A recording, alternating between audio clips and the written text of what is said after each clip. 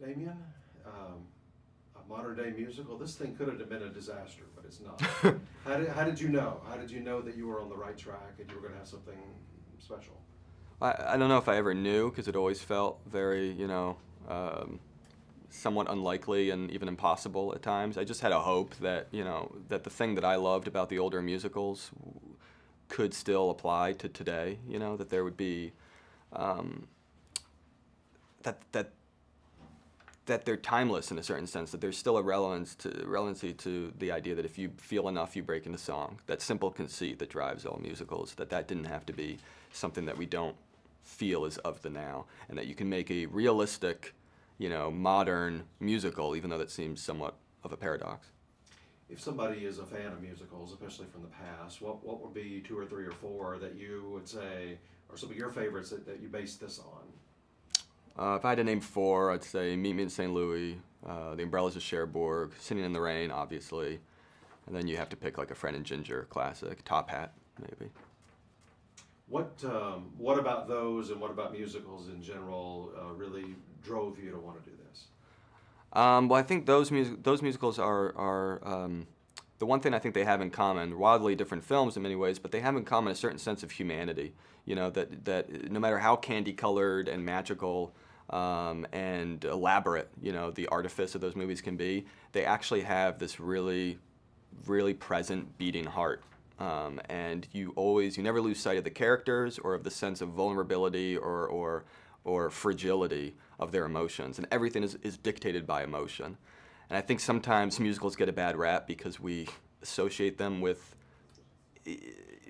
anything that's not reality. We associate them with, oh, well, that has nothing to do with me because we don't break into song, so why are we watching that happen? I think musicals, when they work, can really actually say a lot about how things feel to every person. We all use music to express or funnel our emotions, and I think musicals can really, actually in that sense, be a completely universal genre.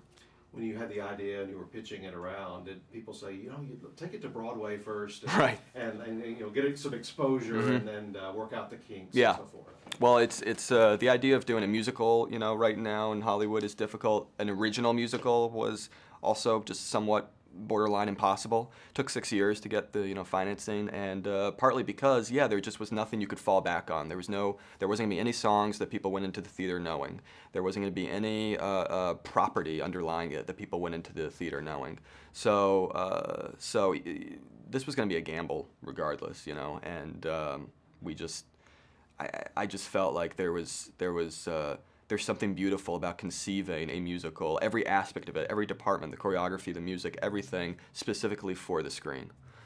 Having it actually all be one just thing that you can't pull it apart, that ideally, even though it's a lot of different disciplines and art forms, they all are conceived for each other.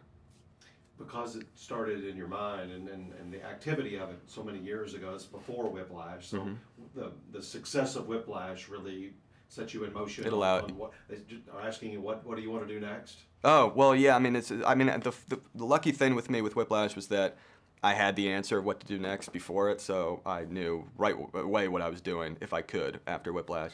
And in this case, somewhat similarly, I've been working now for a few years on this movie about Neil Armstrong mm-hmm. with Josh Singer, who wrote Spotlight, and Ryan. So hoping to shoot that next year if we're lucky. Not a musical. Lots of tap dancing and waltzing and on the moon. Yeah. Why do you think there's the floating in the stars scene in this movie? I'm just training for Neil. No, not a musical, but it'll be fun to try something like that for a change. We had Justin Hurwitz at a Q&A panel a couple of weeks ago. Oh, you did? I've known him since we were 18. Well, one of the stories he was telling was just how.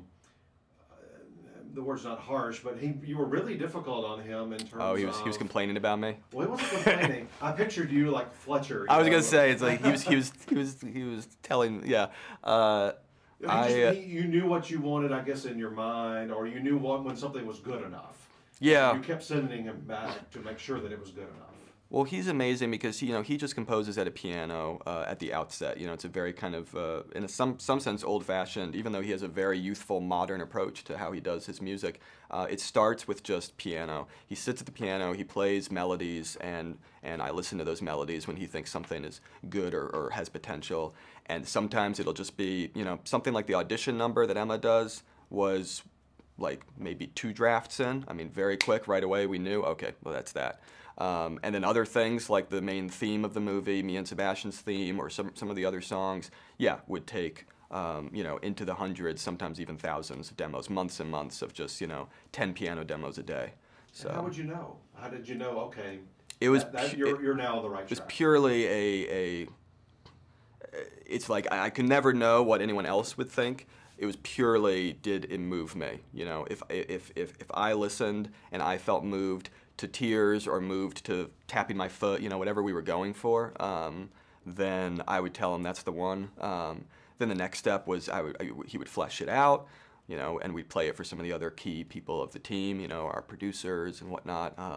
It would always be put through the ringer. We'd see how does it sustain. Do we get sick of it after a day?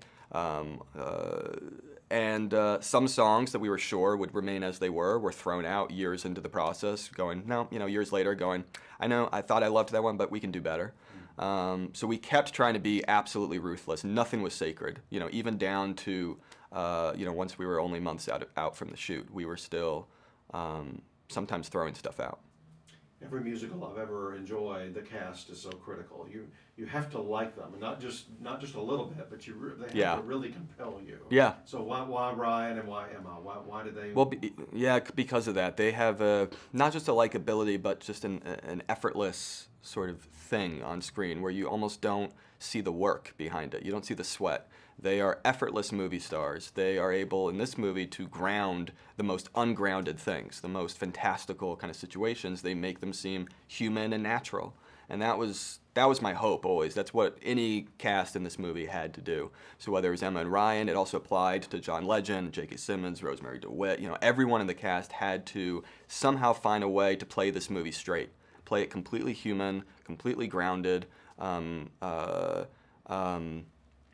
And then we would see if the musical could kind of grow out of that organically. I hope after you won him an Oscar, J.K. Simmons at least did this for scale. His price has gone up a good bit. He was. I hope his price has gone up. He deserves it. But he was very kind to us in this movie. He came in. We did his scenes in one day, and it happened to be Ryan's first day of the shoot. So that whole scene where Ryan does his insane piano piece all in one take. That he learned to play to perfection was his first day of shooting, and then of course I had J.K., my guy from Whiplash, come in and fire him. So that was Ryan was like, I see what you're doing here. You're trying to put me in my place. But no so brutal it was fun. Stuff like Whiplash. No, we didn't throw any chairs. So that was nice. Why set it in Los Angeles? Well, I mean, I've lived here, for a while now. But when I first started writing the movie back in 2010, 2011, I had moved to LA maybe about 3 years prior, and it was still this new city that I wasn't sure how I felt about. I had a love-hate relationship to it, and I kind of put that in the movie. The things that caused me pain in LA all worked their way in the movie, and the things that I loved and wanted to celebrate about LA all worked their way in. And I think as I worked on the movie, especially we scouted it, as we shot the movie, I mean, I've just fallen in love with LA on a deeper and deeper level. I mean, now it not only feels like home now, but it's like, it truly feels like right now just one of the most fascinating cities in the world, mainly because it's so different from any other city. It is a weird, unruly, kind of idiosyncratic city, and I wanted to showcase how unique it is in this movie, if possible. Is it strange? I've only been here a year and a half. When the opening scene with the traffic jam and the freeway, and all I'm thinking about in the first couple of moments is, boy, I'm glad I didn't get in the middle of that, whatever day they shot that. Yes. Well, luckily, I mean, it was so that's an easy pass, overpass, easy pass ramp, elevated ramp. So we shut that down. Everything else was still flowing. And we shut it down on a weekend. The city allowed us to go in there on a Saturday and a Sunday, pack it with our cars, our cranes, our 100 dancers, and shoot it. And it was a little bit of you know, it's kind of like shooting something like that in real life, you know, is just like, I mean, you're up there, it was a heat wave, the winds were kind of buffeting the camera crane, the truck door wouldn't open, you know, every look, clouds came for half a day, and we had to sort of wait, because the song is about sunshine, and but I wanted everything to be practical. I wanted it to not be a VFX scene. I wanted it to feel completely real, and to feel like a single take, as though you're in there, just kind of being surrounded by this number. So it was, yeah, maybe the single or one of certainly the hardest days of the shoot, but it was, but you get something from being up there. I mean, the reality of it, and seeing actual traffic whizzing by underneath and planes flying in the sky. I mean, it's why I didn't want to shoot that against green screen. I wanted it to be real. Now that some of the audiences have seen this, it's about to open everywhere. What about the reactions from your perspective? Well, it's been just incredible and still surreal. You know, it's still a little, just kind of lots of awards, incredible to me. That just the people connecting to it is just obviously I'd always dreamed of that, you know, but of people embracing the movie. But you know, with a movie like this that took so long to get made, and so much of that time was spent with, you know, being told that, you know, this movie is, you know, there's no audience for this movie, or this movie won't connect, or this movie shouldn't be made. Try something else. Why are you trying to make a musical? Like, you should give up on this, you know, little kind of dream project of yours, and maybe revisit it in 50 years or 100 years. But, you know, like, as in never. But to then actually get to make it, and now to have it actually, you know, sort of to be taking it out to on the festival tour and to general audiences. I mean, it's just kind of it's been amazing. Just applause after certain numbers, standing ovations. It's beyond my wildest dreams. It's amazing. I mean, yeah. Well, if this all plays out a certain way, I don't know if you're aware, but if you win director at the Oscars, you'd be the youngest ever by a few months. Right, Norman Taro. Can you process that? What would that mean? There've been a lot of young directors nominated, everybody from Spielberg to Orson Welles to John Singleton, that were younger than you when they got nominated. But they didn't win. Yeah, it would be. I mean, it would be. Yeah, I mean, it would be incredible. But I try not to think too much about you know, the sort of the particulars. It's more to me actually going back to that idea of like any. Whether it's awards buzz or you know, screenings or what have you, any reflection of people liking the movie, connecting to it, of it sort of actually having an effect on people is so meaningful to me, you know, so that it's partially again because of how for so long it seemed like this movie would never get made. So it's just I don't know. I just hope that we can keep getting the movie out there. Anything that can help that, I'm all for. But right now, I'm just feeling like immensely grateful, and I can't believe any of it is happening.